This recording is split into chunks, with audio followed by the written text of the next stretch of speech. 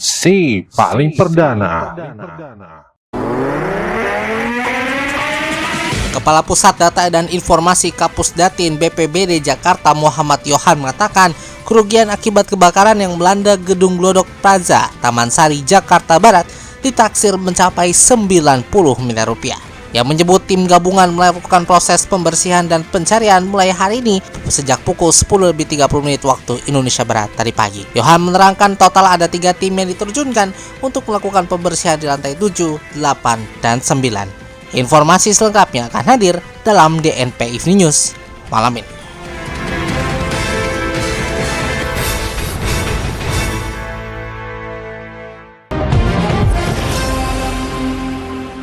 Selamat malam Indonesia dan selamat datang di DNP Evening News untuk edisi hari di Selasa 21 Januari 2025 dengan ragam berita faktual dan terkini yang akan mengisi ruang informasi Anda malam ini bersama saya Andika Rizky Rehansyah.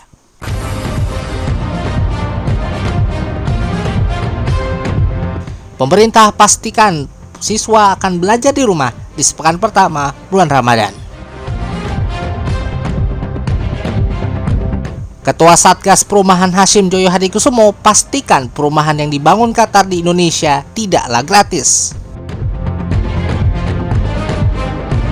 Serta pemerintah Indonesia tolak usulan Presiden Amerika Serikat Donald Trump untuk relokasi warga Gaza ke Indonesia.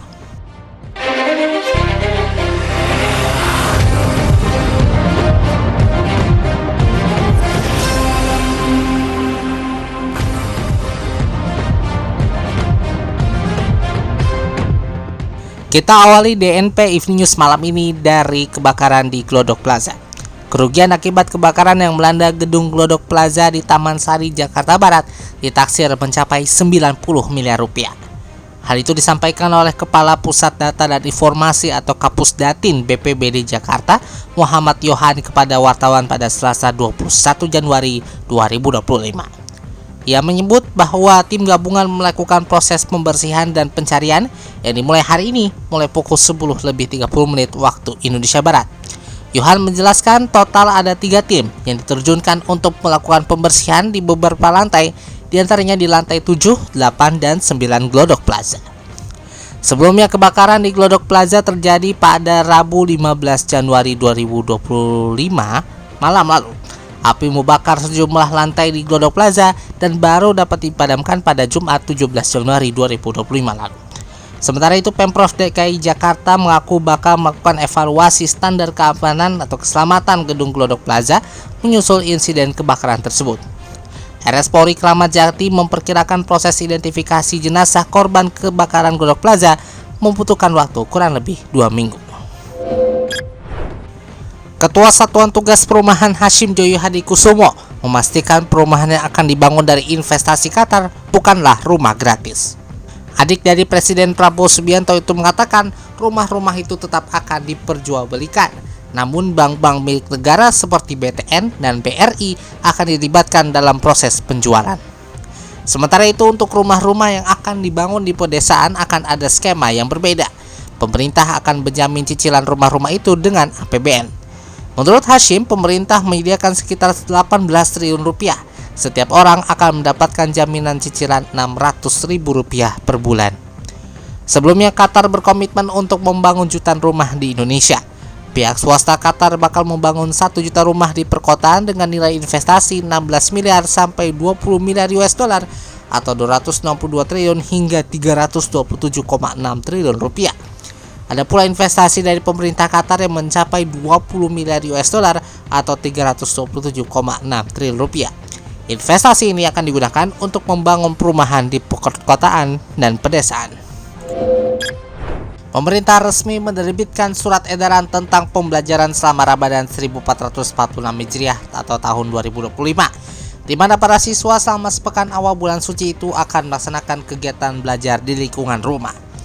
Hal itu diatur dalam surat edaran bersama atau SEB yang ditekan oleh 3 menteri, yakni Menteri Pendidikan Dasar dan Menengah atau Mendikbud Abdul Muti, Menteri Agama Nasaruddin Umar, dan Menteri Dalam Negeri Tito Karnavian. Dalam edaran yang ditekan oleh mereka bertiga pada 20 Januari 2025 itu ditujukan kepada kepala daerah, kepala dinas pendidikan provinsi dan kabupaten atau kota, kepala kantor wilayah Kementerian Agama provinsi, dan kepala kantor Kementerian Agama kabupaten atau kota.